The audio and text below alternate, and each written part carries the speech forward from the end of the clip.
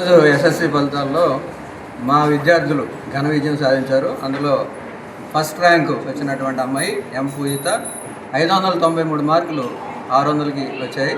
అలాగే 584 సెకండ్, 584 ఇంకొక అమ్మాయికి 583 మార్కులు మనస్విని థర్డ్ ప్రైజు వచ్చాయి.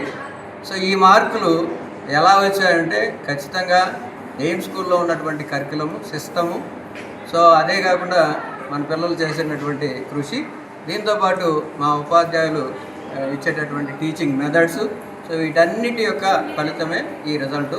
ఎయిమ్ స్కూల్లో ఈ సంవత్సరమే కాదు, ప్రతి సంవత్సరం 580 మార్కులు తెచ్చుకుంటా ఉన్నాం.